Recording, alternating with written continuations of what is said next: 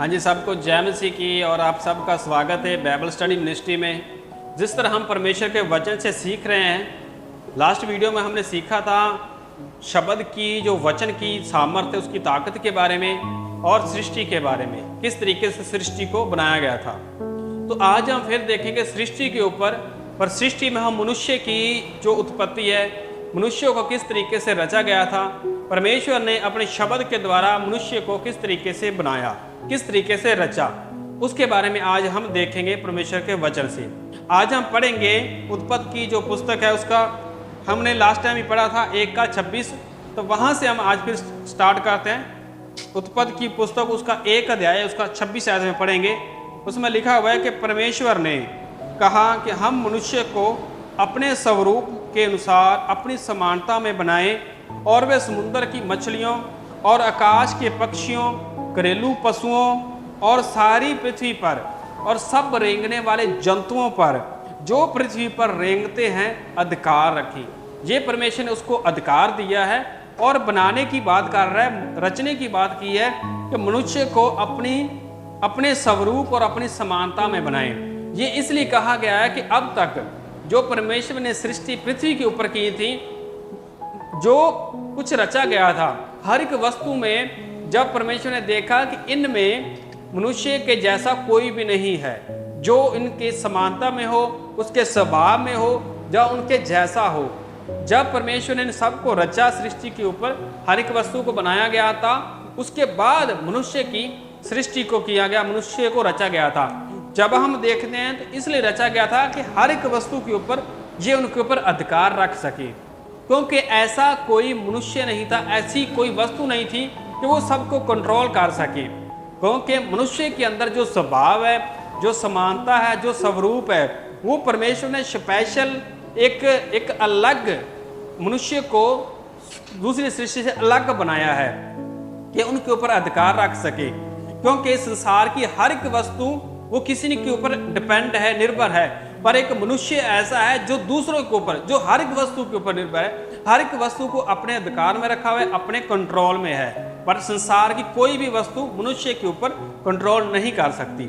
इसलिए परमेश्वर ने कहा कि मनुष्य को बनाते हैं, उसका जो स्वभाव, उसकी समानता है, वो उनको कंट्रोल कर सके, उनके ऊपर अधिकार रख सके।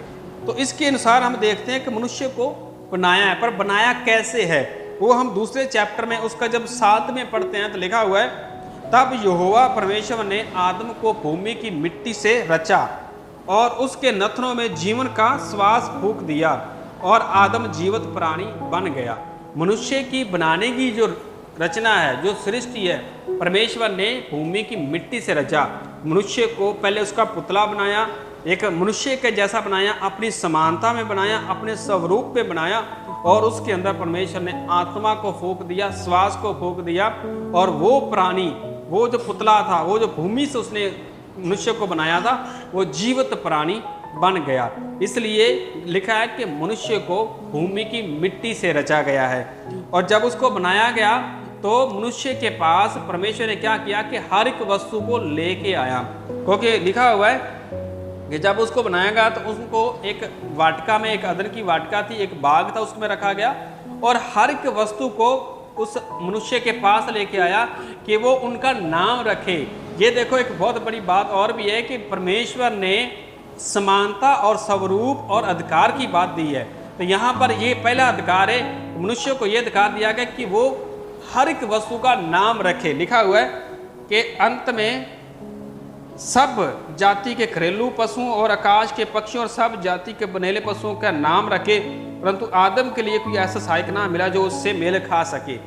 यहाँ पर सिर्फ आदम है, मनुष्य है, उसने हर एक वस्तु का नाम रखा मनुष्य ने, पर उनका जो नाम था वो आदम से, मनुष्य के साथ मेल नहीं खा सकता था, नहीं खाता था। इसलिए परमेश्वर ने कहा कि हम मनुष्य के लिए एक सहायक बनाएंगे। तो इसलिए हम देखते हैं जब 2:21 में पढ़ते हैं तो वहां पर लिखा हुआ है, तब यहोवा ने आदम को भारी नींद में डाल दिया और जब वह सो गया तब उसकी एक पसली निकालकर उसकी जगह मांस भर दिया, और यहोवा परमेश्वर ने उस पसली को जो उसने आदम में से निकाली थी स्त्री बना दिया और उसको आदम के पास ले गया। तब आदम ने कहा अब ये मेरी हड्डियों में की हड्डी और मेरे मांस में का मांस है, इसलिए इसका नाम नारी है होगा, क्योंकि ये नर में से निकाली गई है। ये देखो, परमेश्वर ने बहुत एक समझदारी, एक बुद्धि से काम किया है कि सिर्फ मनुष्य को नहीं बनाया बल्कि उसके एक सहायक भी बनाया उसी समय, उसी रचना में, उसी सृष्टि में, कि एक नारी को भी परमेश्वर ने बनाया। जब परमेश्वर आदम को अपनी सामर्थ्य के, अपनी ताकत से, अपने वचन से बना सकता है, तो नारी को भी उसने उसी रीति से रचा। एक मनुष्य की जो पसली है उसको निकाल के उससे उसको नारी बनाया और परमेश्वर ने मनुष्य के पास लेके गया और मनुष्य ने उसका नाम नारी रखा, क्योंकि ये नर में से निकाली गई है। इस तरीके से हम देखते हैं परमेश्वर के वचन के द्वारा कि प्रभु के वचन ने सृष्टि में मनुष्य को अपने शब्द के द्वारा और भूमि की मिट्टी से रचा और नारी को आदमी की, मनुष्य की पसली में से निकालकर नारी को बनाया। ये परमेश्वर की सामर्थ्य है, ये प्रभु के वचन की जो हम सृष्टि में देखते हैं उसकी सामर्थ्य, उसकी ताकत है। इस सृष्टि के बारे में हम देखते हैं कि परमेश्वर ने मनुष्य को अपने स्वरूप, अपनी समानता में, पूरे अधिकार में बनाया कि वो परमेश्वर अपने स्वरूप में बना के उनके साथ मेल मिलाप करता रहे। तो इसमें हम देखते हैं कि परमेश्वर ने मनुष्य को इस रीति से रचा था, इस रीति से उसकी सृष्टि हुई थी। तो नेक्स्ट वीडियो में हम देखेंगे कि मनुष्य का जो पाप है, मनुष्य के पापी हो जाने का वर्णन, संसार में जो पाप है वो किस तरीके से आया और ये बाकी सारी घटनाएं कैसे वापरी और कैसे पाप ने मृत्यु के ऊपर अपना अधिकार बना लिया, ये हम बाद में नेक्स्ट वीडियो में देखेंगे। आज के लिए इतना ही। प्रभु आपको इस वचन के द्वारा आशीष दे। इस वीडियो को लाइक और शेयर जरूर करना और सब्सक्राइब करना और हमारे वचन के इस चैनल के साथ आप जुड़े रहें। प्रभु आप सबको आशीष दे। आमीन। हालेलुया।